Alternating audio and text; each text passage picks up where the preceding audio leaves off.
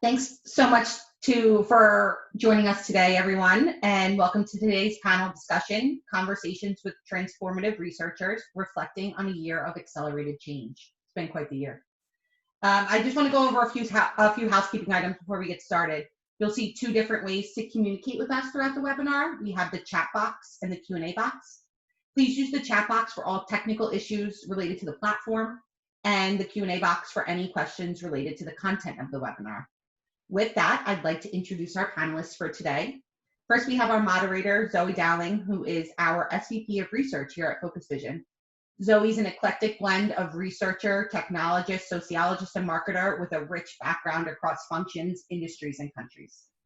Our first panelist is Shelley Warren, Research Manager at the Detroit Pistons, who leads research and insights supporting data-driven decision-making throughout the business organization.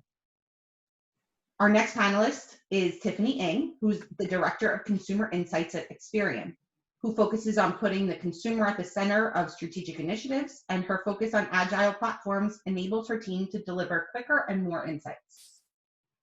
And last, but certainly not least, we have Krista Hilton, who's Senior UX Researcher and Ethnographer at ADP. Krista is a qualitative methodologist with experience across many industry verticals who bridges the gaps in connecting human behavior and technology. At this time, our panelists are going to jump right into discussion. Zoe, would you like to get started? I will indeed, and thank you very much for that, Rachel. Good morning, good afternoon, everybody. As you've said, so delighted that you're taking the time to join us today from all over the world. I also saw South Africa and some more India, so that's really exciting. Thank you for your time. I also really want to thank the panelists, Tiffany, Krista, Shelley, for coming back. We had this conversation a year ago and talking about how research is transforming and talking about a number of different topics around there. And I thought it was a really great conversation that we had last year. And so, as Rachel said, this has been quite the year. not really, I think, one that anybody expected. And so it felt like a really good opportunity to ask you to come back and let's have a discussion and reflect on. I know we've still got another quarter to go, but reflect on how things have changed, what stayed the same, how things have been with you given the radical shift that's just taken in all of our lives with COVID-19. So that's really the flow of the conversation that we'll have today. Do encourage everybody to, have a conversation in the chat. If you've got specific questions for the panelists, please put it in the Q&A and I'll get to those. But let's kick it off. I'm going to ask you all, what is one positive? Is there one positive that you can share that's come out of COVID-19? Anybody want to jump in? Shelley? So I'll go. So, in my world, obviously everything turned upside down. We're blessed that everybody in my family and in my circle has stayed healthy.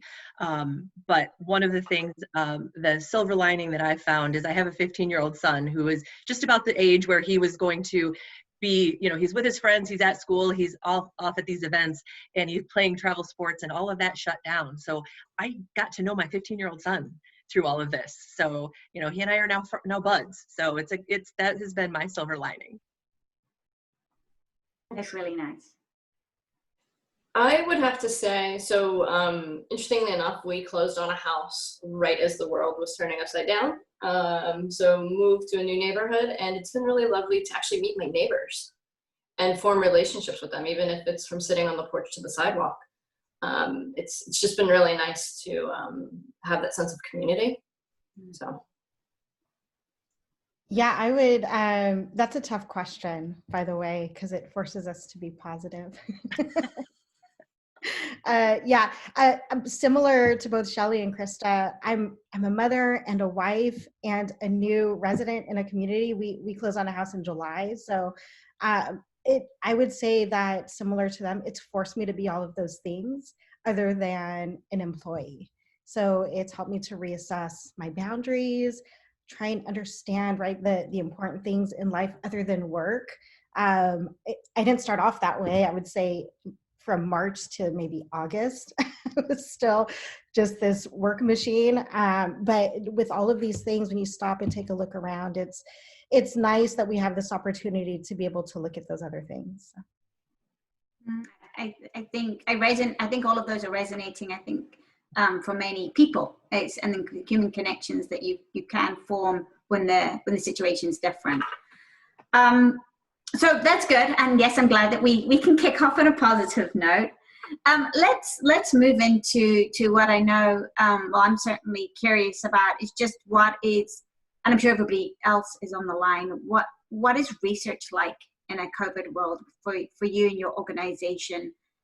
Let's start with how's things changed, or maybe that's an obvious one. What another way of putting that is what's also stayed the same. Anybody want to dive in first? Take that one. One of the things that has changed, but it's almost like it's nostalgic, is that I feel like we're a lot more reactive now because we don't know what to anticipate. And so research is really research where we're learning along with the rest of the organization what's happening. We're starting to see those trends unfold right in front of us. It's hard to anticipate that next thing.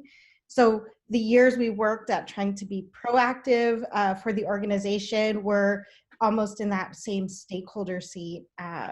And I don't know that reactive is necessarily a bad word in this context. I think that we're learning. And for me, it's been a nice, invigorating change because we get to learn new things about how people are reacting to things like this.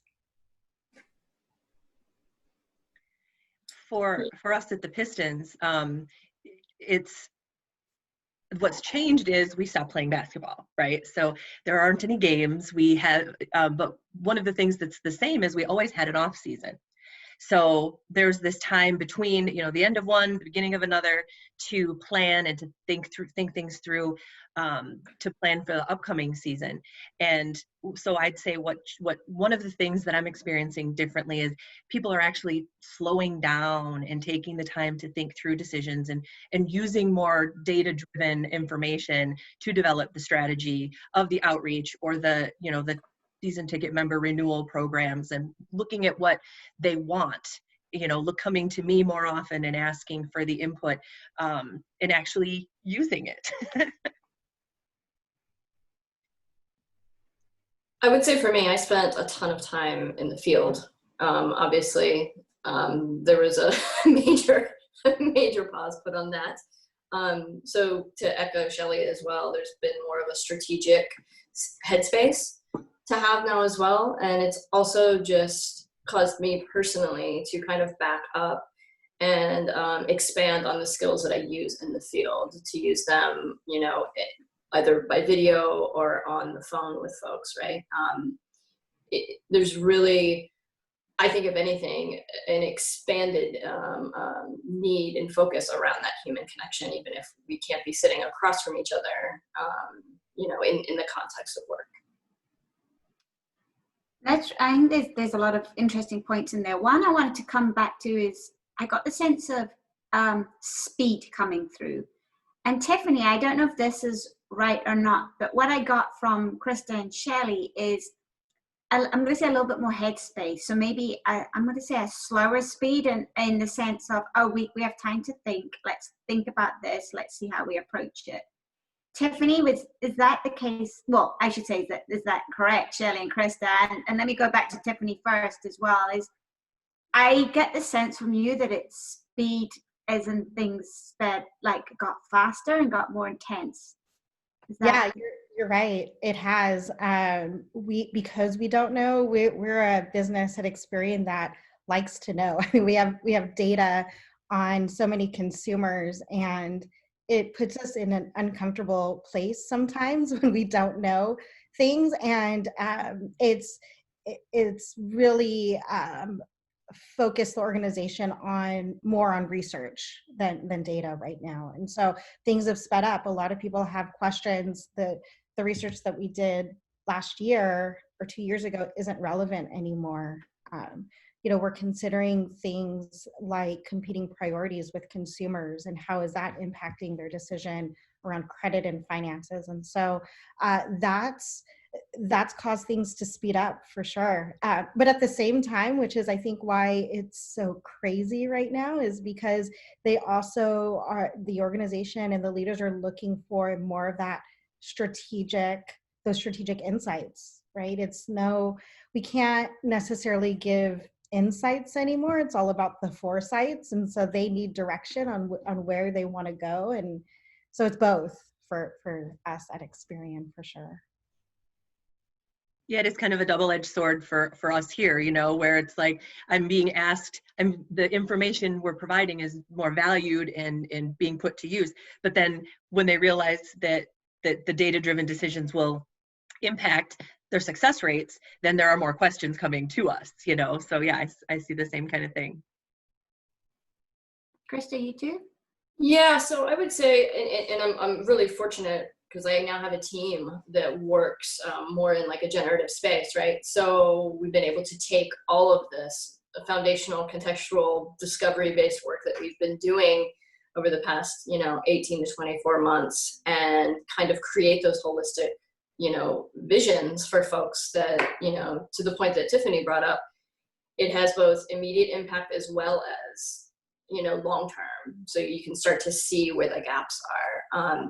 So I think we're in a unique position with that, and I'm thrilled about it because it really kind of lines up with the current culture that we're living in. Yeah. So what I'm hearing from all of you is we're strategic, and I'm going to put in a word and say value. Does it feel like research is being more valued? Has the role of research been emphasized? Is there more eyes on you? And if so, how's that working? Here at the Pistons, we had some organizations to just, throw everything at us all at once. We had some high-level organizational changes in the business side of the team. So we had someone come in at a very high level who is a very much a data proponent. And so, not only have we been providing information, for several years, now he's come in and really wanted to put it to good use. So in addition to the headspace to think through, the decisions and use the data in the research, we've got somebody who's asking for it specifically. So it's been a great opportunity to feel more strategic and more valuable. Yeah, I would say, so we were kind of in the midst of a major UX transformation as a whole prior to COVID. So it's been just really interesting to kind of step back and watch that unfold, and really, start seeing more of the bridging of, data analytics and qual work and having those mixed methodologies, benefit each other and work more synergistically. Yeah, definitely. There's been a need for different types of ways we answer those questions too. That we're data focused, but at the same time we've got a huge initiative to be more customer centric, consumer centric, and so all of those different priorities are now coming together for us to really focus on different things and looking for different ways to answer those things. Okay, but I think this is, and I know where I naturally want to go next is into the types of research being done and the questions and the approaches. Before I do, I think it's worth asking how things are for you. I think for you in your role, for you, that there feels like a lot of demand. I mean, we're getting a shift on. There's a lot of questions going on. There might be more emphasis on research, more eyes on.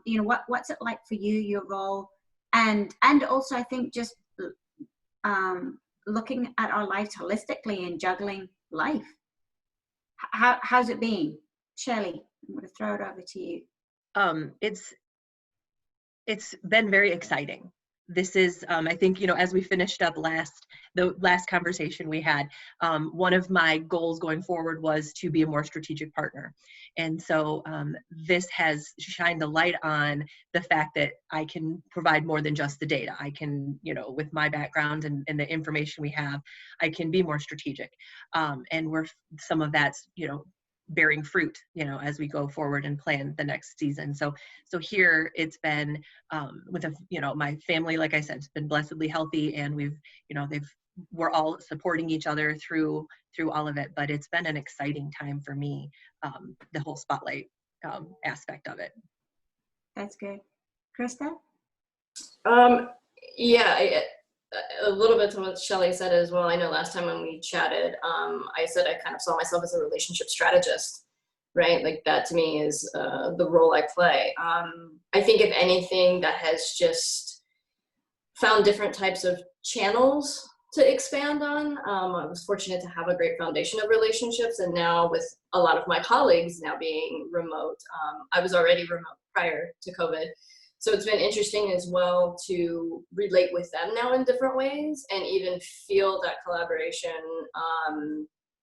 just grow, mainly from like a human connection perspective and an empathy perspective. I'm typically the empathy teacher with a lot of the work that I do. So I got to kind of turn those skills inward and use those, with my colleagues as well.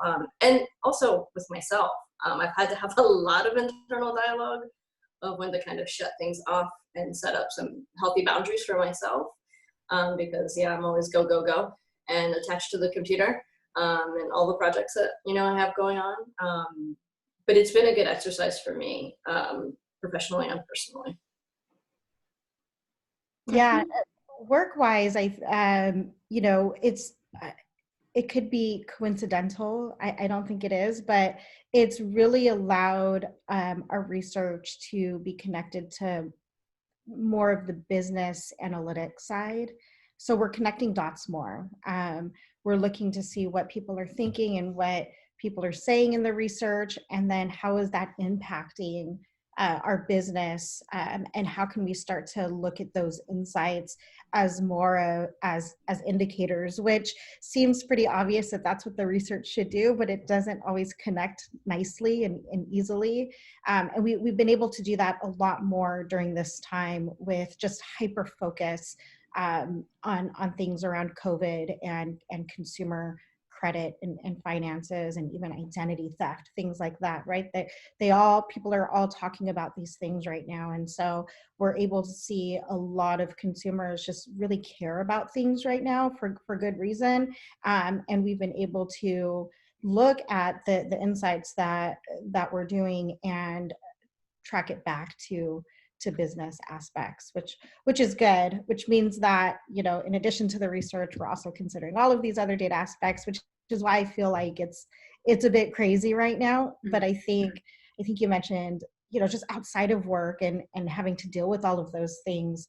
On one hand, it's really nice to be able to have the convenience of being at home because you don't have that commute. But on the other side of that commute was really helpful for me to just decompress, or even in the beginning of the day, get ready for what's at work, and you miss out on that. So finding those different ways to do those things still while at home was really helpful for me to kind of become aware of that.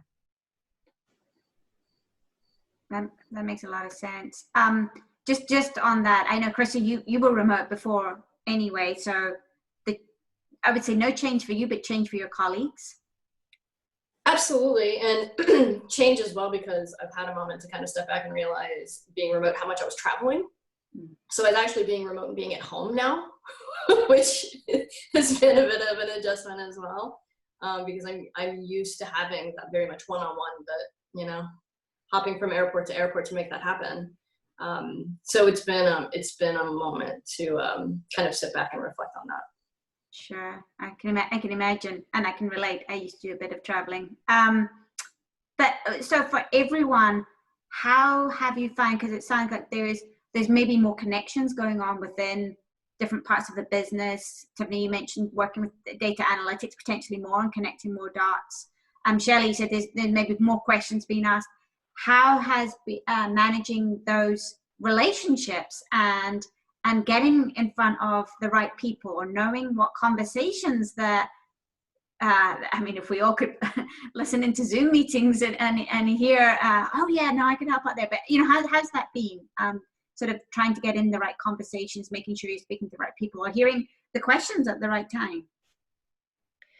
that was something that I really valued prior to coming home to work. I got to be the fly on the wall in a lot of meetings, so being, supporting all the different revenue streams in the company, as well as operations and guest experience. I would know something from this part of my work that would then help this group, but I wouldn't know to contribute that unless I was hearing their questions, like you mentioned. So that has been more of a challenge. It's been a lot more me checking in, and asking, are you still having this meeting? Can I still, just log in, behind the scenes? But I feel like there's been opportunities missed where there's conversations happening that I typically would have been a part of. So I've definitely had to put more effort into connecting for that type of information. Is that the same for you, Tiffany? Yeah, you're right. We have an open concept at work, and so everybody can see when you're at your desk, which was good and bad. And so people would constantly be at my desk asking questions if they weren't in meetings, and if I weren't in meetings. What has happened though is we use Slack, so it's I feel like more people are connecting that way, and I'm starting to see more informal conversations and questions come to me in that form. And I think that's, I'm glad people do that. One of the things though that we did early on is similar to what we saw our suppliers and our partners doing, was hosting these larger COVID research projects. And so we did that, and we have a running COVID survey, but what we do is we share that out with not just our business unit, but other folks in the organization, just to let them know that, hey, we exist, we're capturing this research. And that's been helpful too, because it might trigger things, and then they know to reach out to us, where before we weren't doing stuff like that. I think that both myself and my team of researchers that I work with are in a unique position because we work across the entire enterprise. So we have a feel on who the key players are within particular areas, right? So I would say it's a bit of an artful dance of where you insert yourself versus just kind of checking in and following up. So we're both kind of general as well as specific in particular areas of inquiry. And we constantly keep that conversation going. So if someone doesn't necessarily know to come to me, they eventually will connect the dots to someone else who knows to come to me. And there's diligence in that, right? And there is a cadence to letting people know who you are and what you're doing. And I think our team has been very fortunate with that. We still have a lot of room to grow, right? Like any big organization. But I think we're definitely making some impact with that. It makes a lot of sense. I think we're all kind of figuring out what's the Slack world, or whatever your equivalent is, Teams or however the kind of the channels, the more informal channels than sending an email and so on. So I think let's move on to the next topic. And Tiffany, you had kind of touched on, you're doing some specific COVID research. I'm curious first as to what kind of research questions are you getting? Is it all, directly around sort of specifically what's going on in people's minds, given that we're in the middle of a pandemic? Are there other kind of types of research that you've put to a side because you feel that that's not relevant? Just a sense of what kind of questions you're answering through research would be interesting. Shelley, do you want to kick us off?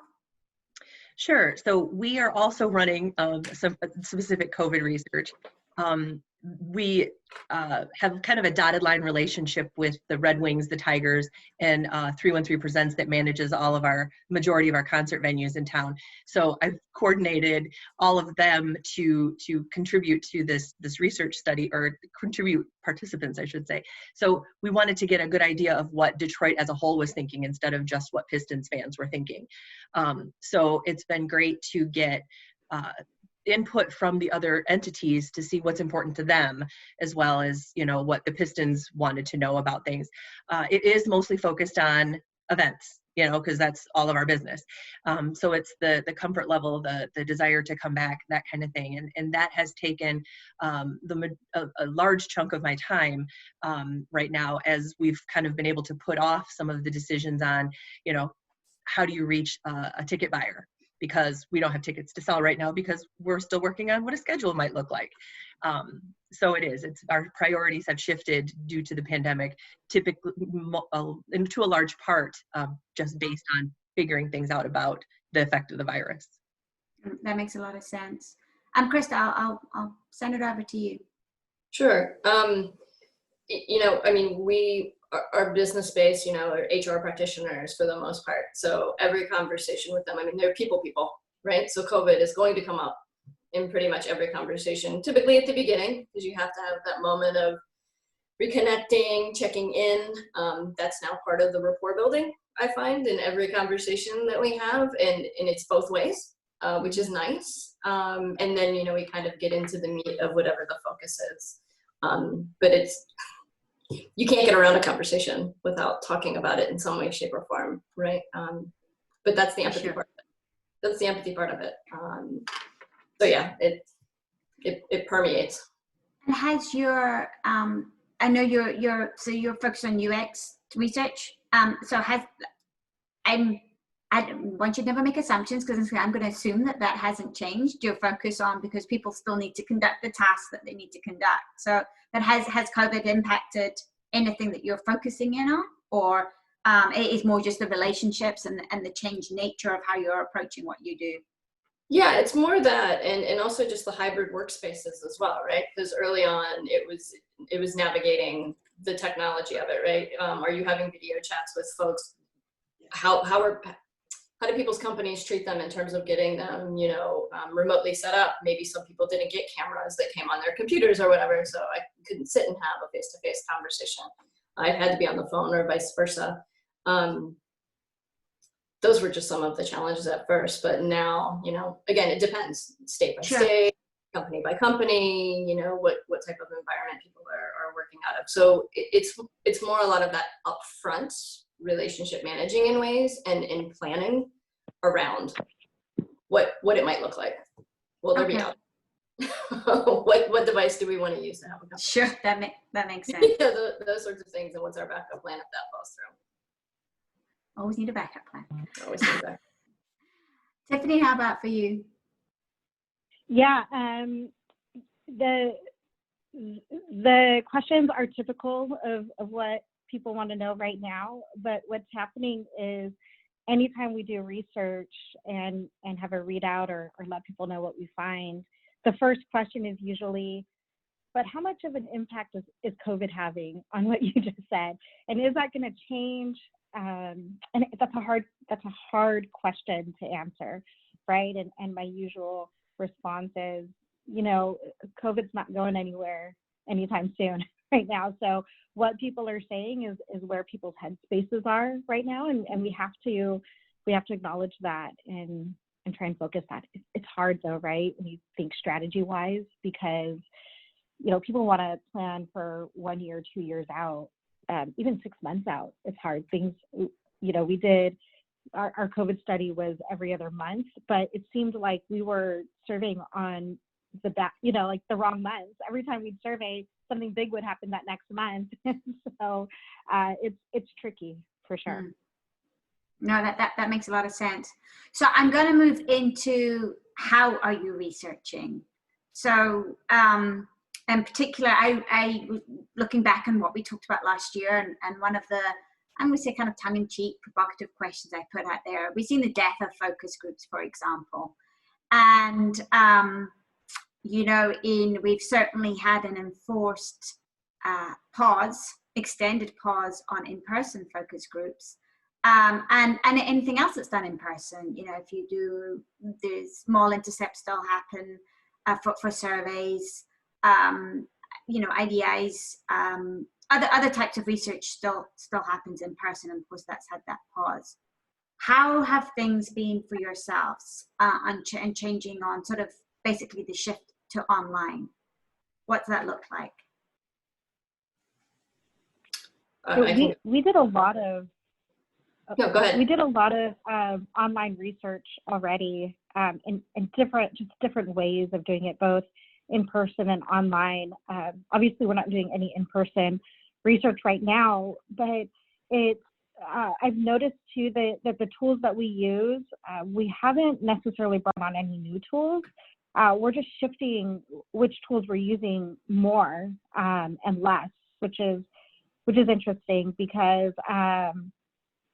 one of the things that we're doing in lieu of online or focus groups is online, and we haven't done actually a real focus group online where we've actually just moved to IDIs, right? So it's just one-on-one.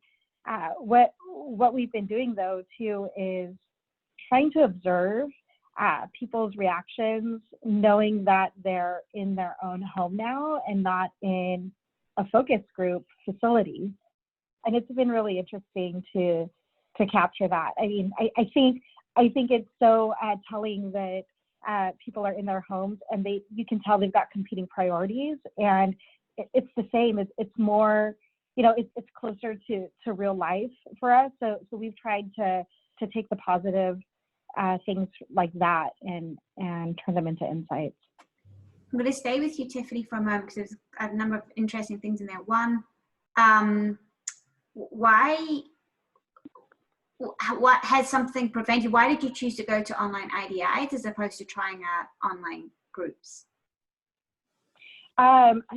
It's mostly because I'm not comfortable with that yet. I'm not sure what that looks like. Admittedly, I feel like I just want to, we want to focus on one until I feel more comfortable with that methodology, and just getting a strong moderator to be able to handle something like that.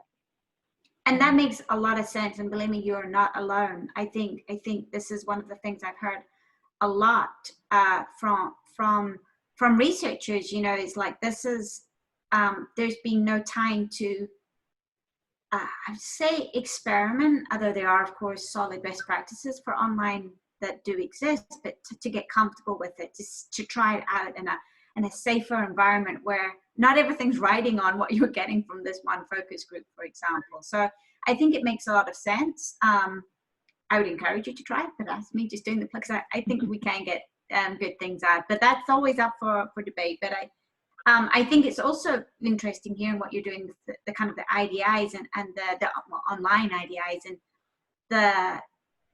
from what I heard, there's a little bit of a different type of data. Of course, it's not a facility, it's not a group discussion, it's not in person, but you are seeing maybe authentic selves. Would you say that? Or is that too much of a reach? You're getting a glimpse. I mean, I always love looking at people's backgrounds because you can get transported into their homes a bit. Yeah, that's exactly it, right? Where there's not as much we're noticing as this, people are necessarily getting ready to go somewhere type of thing. It's, I'm fitting you into this schedule right here, but I've also got, my kids in the background or my husband asking me for something, or and it's nice to see that interaction in addition to the questions that they're answering, because again, we get a glimpse into what their daily life might be like. Okay. And I'm just going to point, there was a question from Paul about kind of what I asked you about doing more IDIs and online and pros and cons. And I think you answered that. I think it's getting, if I've heard you right, it's getting comfortable with, when you do have space to maybe try an online group and experiment with the types of activities that you can do and what kind of results you get from it. At least with an online IDI, there's more control in there because you are just focusing on one person and you can see their lives. Yeah. Thank you. So Shirley, how about for you? So the majority of our qualitative research came from hooking up with fans at the arena. So, it wasn't as a large enough part of what we were doing at this point to try to find a workaround for it. So we really haven't. The majority of our stuff has been online. So there really hasn't been much of a change for us in how we conduct our research on a normal basis. Krista? again, my biggest pivot is not being in the field, but it's been nice to kind of dive back into my researcher toolkit and start doing a bit more surveys, so that when you know, I am doing IDIs, I can deeper dive into particular areas, and the surveys can, you know, point me in where those directions are, and help me understand where, you know, what I need to know a bit more about. To Tiffany's point, you know, we're in kind of an age of constant distraction, whether it's 20 people on a Zoom call or 50 emails coming in while also trying to have a conversation with someone.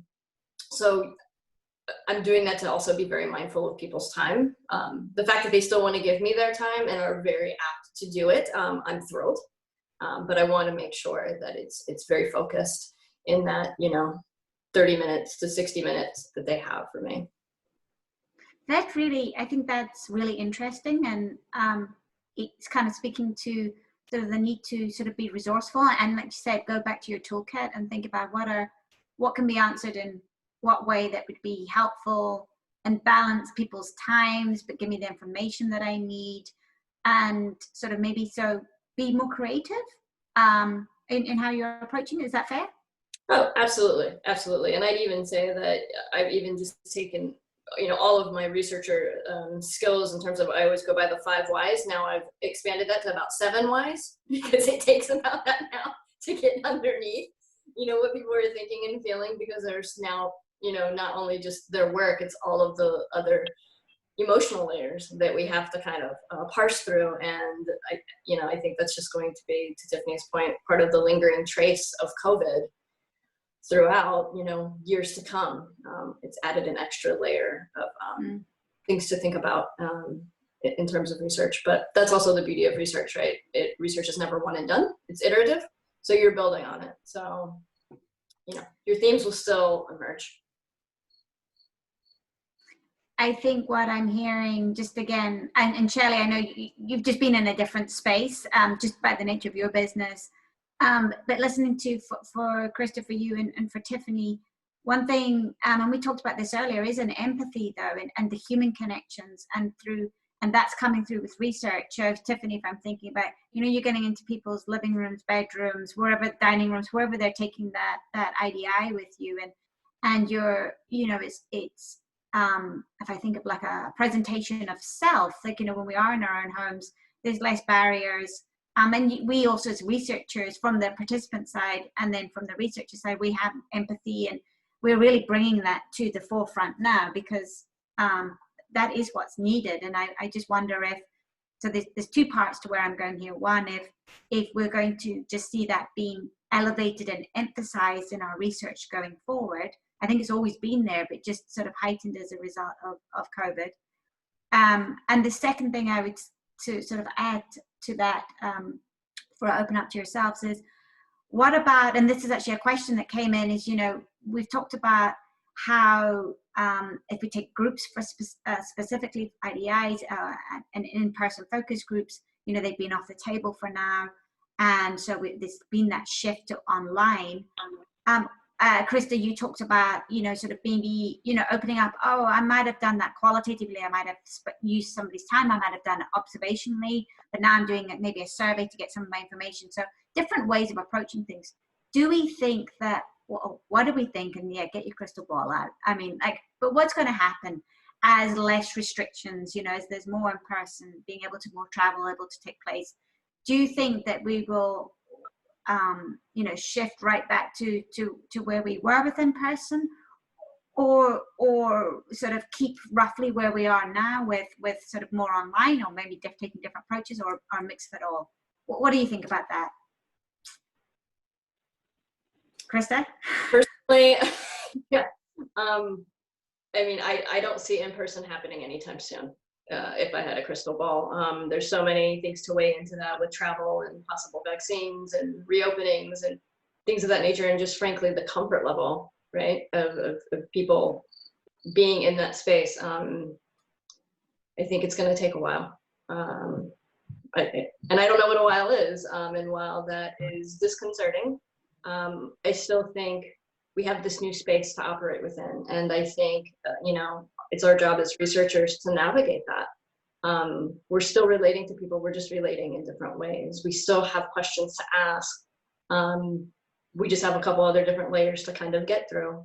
And to me, that just drives me, right? To get to the root cause of how people are feeling, why they're doing what they're doing, how this has impacted their life, and how it will continue to impact. Our spaces have become blurred, whether it's work or personal or what have you. And I think it's just been brought to our awareness. I think our spaces have always been blurred. I think now it's been put in front of our faces and amplified, that how blurred our spaces are. And I don't see that as a negative. I just see that as something we need to be mindful of, and address it. The holistic self, before I think we were all as researchers, as individuals, as professionals, it's like, I have my work self, I have my family self, I have my friend self, our different selves, and now they are really, it's harder to have those separated, and we're seeing that, I think, again, as researchers talking to people. So I think that makes a lot of sense. Our multi-selves are colliding as we speak. Exactly. Yeah. Shelley, for you, I mean, and you've not really done in person. Has there been sort of changes, that I'm thinking creativity coming into play, and how you're approaching sort of the questions? Or have you been exploring different toolkits, approaches? So I've been kind of leaning more into our online community. Specific, custom research as it comes up, but trying to get, the touch, to touch them there, to get their feelings and sentiments about the team and the season. One of the things, talking about, technology and the way you reach out personally to people, going back to some of Krista's points, I feel like I've always been told internally that I can do whatever I want with the tools I have. Right. So to develop a strategy that used an outside focus group facility when I have access to tools, event space in the arena, probably wouldn't have been something I would have asked for. But now that more people are comfortable with this whole virtual connection and for IDIs and focus groups, conversations, one-on-one conversations with people in their homes is something that we wouldn't have considered as a team. But now the comfort level is there on our side and on the participant side to see, like, because when you're a Pistons fan, it's who you are, to a certain extent. We have, it's an identity to some people, and to be able to connect with them in their space, to see that, outside of the kind of influence that being at the arena at a game, that's a few times a season, or several times a season, but that's an isolated experience. Whereas being able to connect with them in their home would be a new aspect for us, and you'd get to see more of the whole person, I think. So that is something that we've been thinking about stepping into. That's interesting. Tiffany, I'm going to ask, so is it straight back to the focus group facilities when that's available? What do you think? Yeah, one of the things that I'm trying to manage as best I can is letting people know that in-person focus groups are still very valuable. I think at Experian anyway, there were a lot of people who are questioning, sort of this outdated methodology, especially with all of these online tools. But there's so many great things that you get out of focus groups, and I think it definitely forces us to be really smart about when we go into a focus group and when we don't, and the types of things that you get out of a focus group and the types of things you don't. And I think there's still going to be an opportunity and a need for those when we can finally get back to them, just because we're missing out on that aspect of it, and just getting that, that in-person dialogue between consumers, between people, looking at body language, having them react to different things, all of that stuff. It's really hard to replicate online. It's possible, but people more when you're when you're forced to be in sort of this box and have your the things that you think about questioned, that's what we like to use focus groups for, just to try and tease apart what's really getting at their attitude or behaviors and things like that. So I hope that that we get back soon in a safe way, because I think they're still valuable. But at the same time, I think it's also forced us to, as researchers, just kind of stop where we are and think about all of the different tools and methodologies that we have available to us, and really be thoughtful about those things. We, for sure, my team and I were just kind of going, and it was almost automatic. Oh, you have a question for this, let's use that. You have a question for that, let's use that. But now we're trying to look at different ways to supplement our answers, so that they are more sort of a more, a fuller insight, I guess. So that's what's been happening. That makes a lot of sense. And I think what I'm hearing from everyone, we do have a full toolkit. And, Tiffany, I can go with you. I think there's definitely value to in-person. I think there's also a value to online IDIs and groups, communities, surveys, and then all the other approaches in between. We can still use the telephone. I think, it doesn't have to be a webcam. We can pick up the phone. So I think we have a lot that we can draw from, and I think we're seeing this as an opportunity to remember all that we have at our disposal, so to speak. One question, I think this is a good build. So, and thank you for the questions coming in from people listening in. Please do put them in. We've got some minutes left, about 10 minutes left. So if you do have questions, please put them in. Let's have a look at what's in here. And I think, Tiffany, you started to, in fact, all of you, I think you, Shelley, everybody's alluded to this, but it is asking about adding more analysis of behavioral data. So bringing in with your analytics team. Are you on the path to using more behavioral data? Were you already doing that? Are you doing more now? What does that look like? Yeah, for us, it was siloed.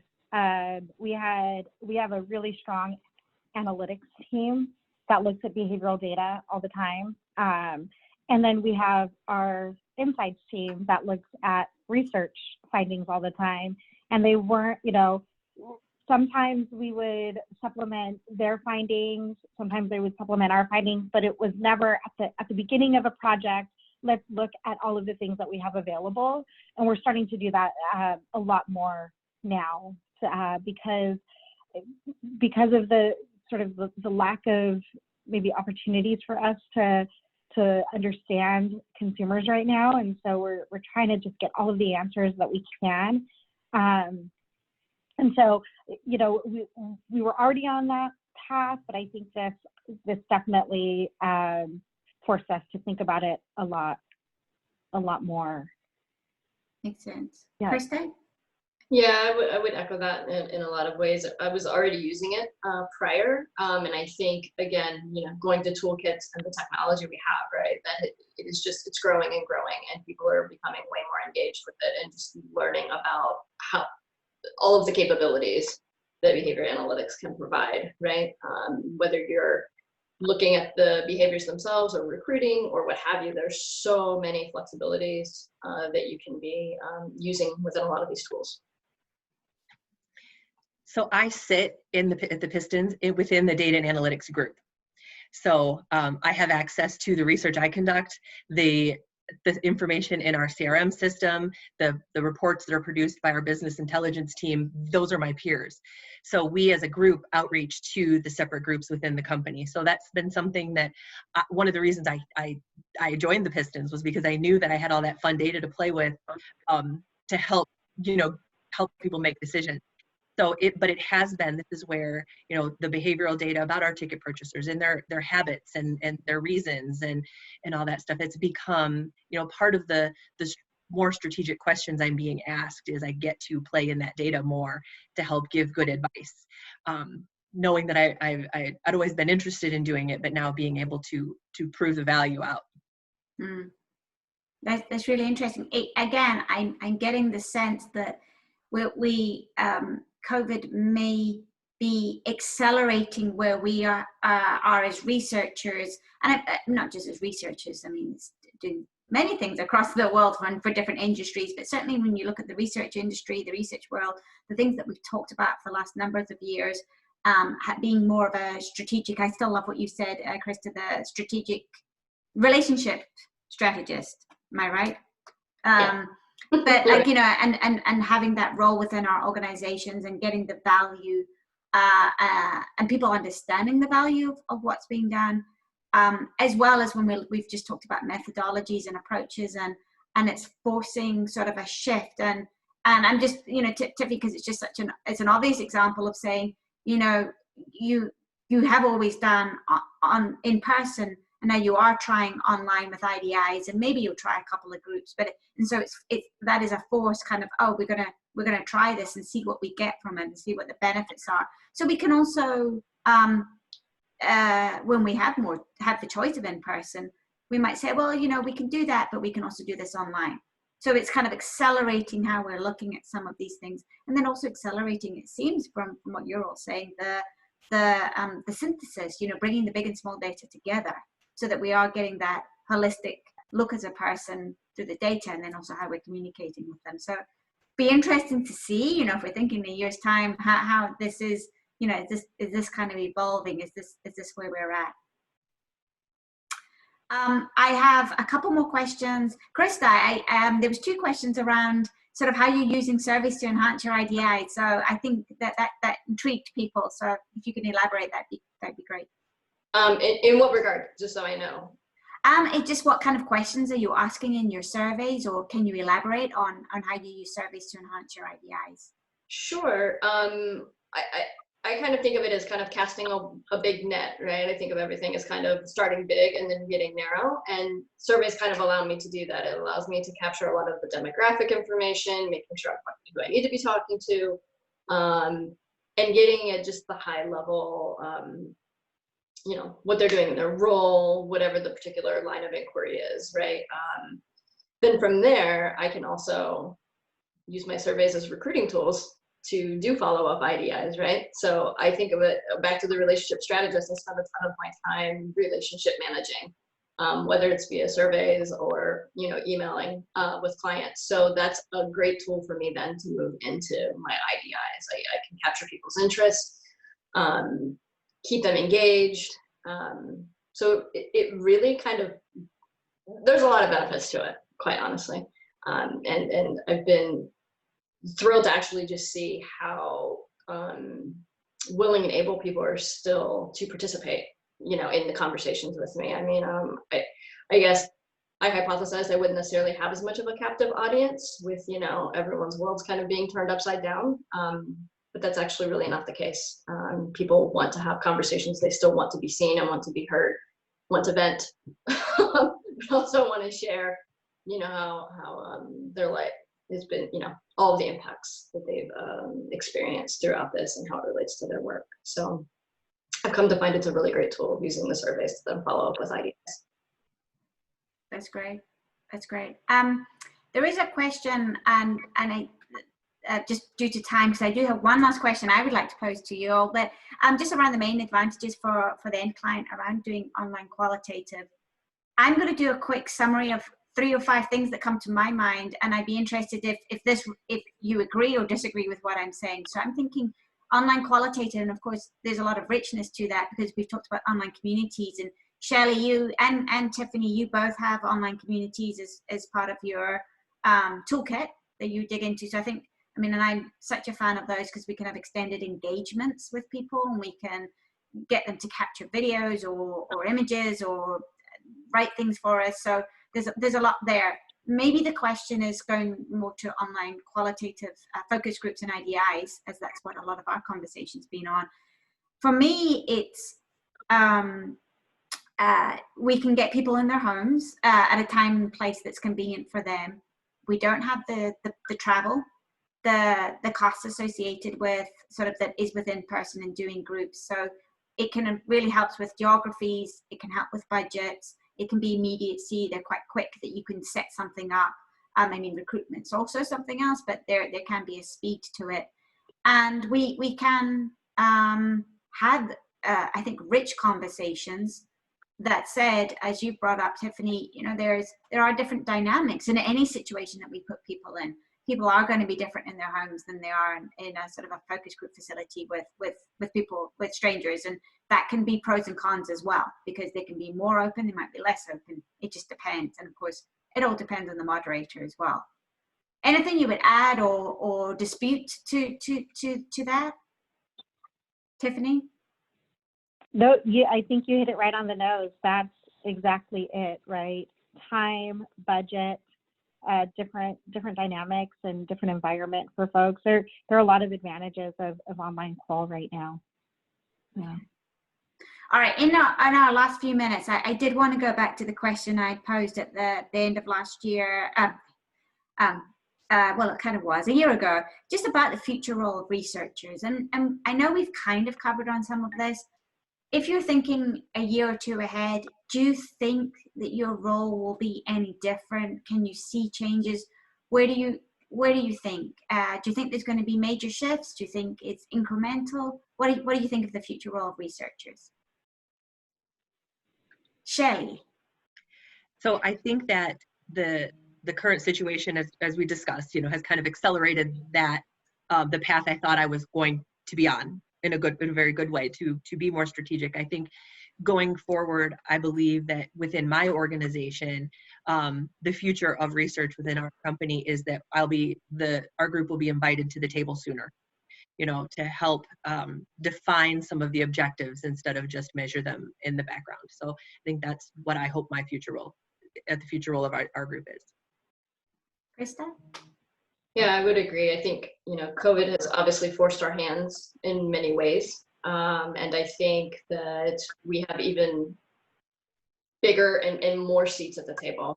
And I think that's definitely going to just continue growing across a lot of industries. People are coming to us to understand that holistic look of users, right? And you can't get away from it being user-centered at this point, right? I mean,